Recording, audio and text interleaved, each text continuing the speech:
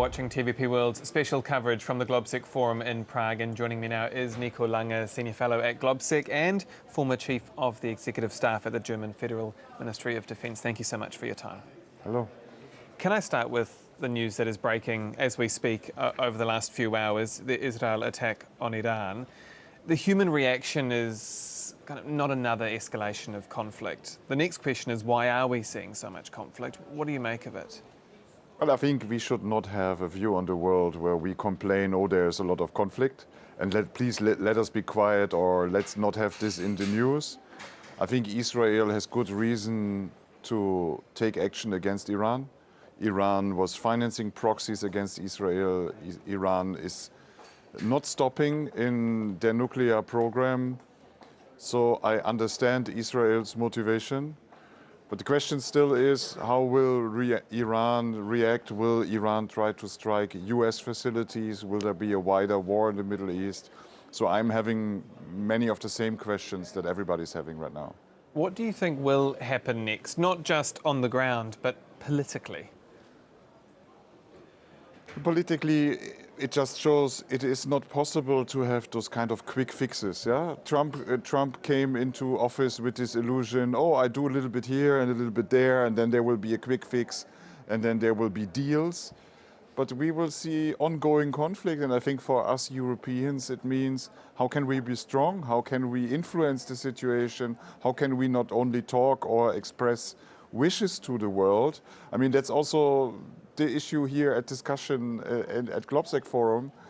And the Europeans are very good in talking stuff or in complaining about others, but they are not so good in being strong themselves.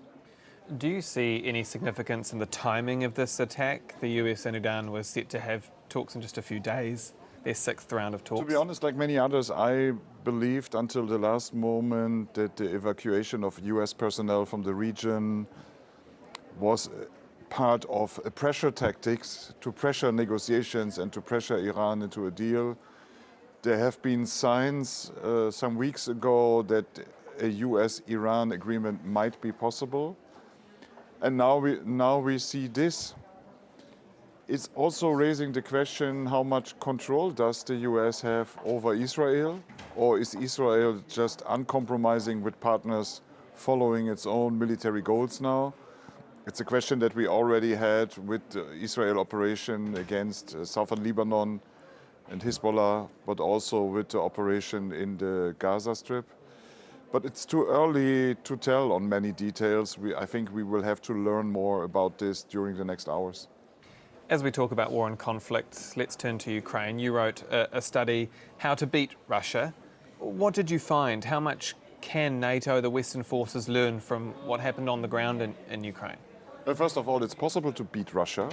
I would even say it's also necessary to beat Russia. And it does not get us anywhere if we only have this rhetorics of, oh, we need to defend and we need to build a shield. Because Putin is not stopping, and we need to beat him so that he stops with his war of aggression. It's possible for the Ukrainians to do. We have seen this near Kiev, near Kherson, and in 3 years, as Putin did not achieve any of his military goals. There are some factors that we can identify that we should learn from. I think the most obvious one is drone operations and the way cheap drones are used in Ukraine in big masses. And we've seen that play out in recent weeks. So that's I think one of the biggest learnings, and I think the forces in NATO member states, they are very, very slow in adapting. They are still obsessed with their old platform-based thinking. Maybe also the personnel change is not enough. Maybe some of the older generals should go, leave space for younger people with a new mindset to make this change happen. What we see more recently is, I think, that the role of standoff weapons, of long-range fires, and of all electronic warfare has increased steadily. And in both of those areas, we Europeans do not have strong capabilities. So we need to develop the capabilities very quickly. You also pointed out the importance of engaging the entire society. What does that look like? Training? Could it lead to conscription? I think we need conscription in Germany, also in other countries. There is in Western modern societies, I do not believe this can be done on voluntary basis alone. We can try, but it won't work. But it also touches the question, what is it that we are defending? Why should somebody be ready to defend their homeland, their country, their nation, their democracy, their freedom? We did not clarify the questions, and I'm very worried because in many countries, including my own, Germany, but to be honest, I think it's similar in Poland. If you look into the voters' behavior of young people, many of them vote extremes, to the far left or to the far right.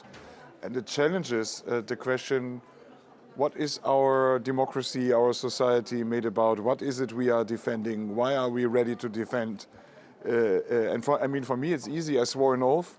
So it's clear what I will be doing. But for many people, it's not self-evident to defend their homeland. And we have seen in Ukraine the involvement of all of society, this approach to stand your ground. That was one of the key factors why Ukraine is still alive today. And you mentioned people power.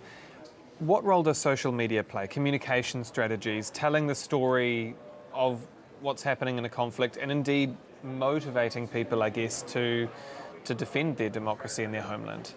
We have seen many successful strategic communications, but over time we always see the same result. And over time we see that the cheap information warfare, the cheap propaganda, the influence operations driven by technological possibilities, they are very sustainable in social media. So it raises the question, what is even allowed? And I mean, I understand why people are saying, let's shut down TikTok, let's shut down the social media, because it's driving our society apart. It's it's an open door for influence operations from the outside. And it's, I think, not enough to just say, oh, all of this is free speech, when at the same time the social media is used as a weapon against the core of our society. Is social media a weapon when it comes to conflict in this day and age? Absolutely. I mean, for the Russians, it has been an instrument of warfare at least for the last 10 years or more. They are very good at that, and I think the Chinese and others are learning from that experience. And we are not very good in defending ourselves in social media. And you cannot win the information war by fact sheets.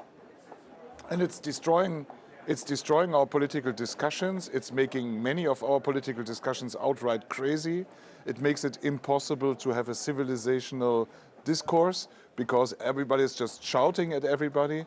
So I think we have a real problem with the social media discourse. And we see this also reflected in election results in many countries these days, and I'm not ready to accept and say, oh, this is just freedom of speech. There is something going on that is very harmful to our societies.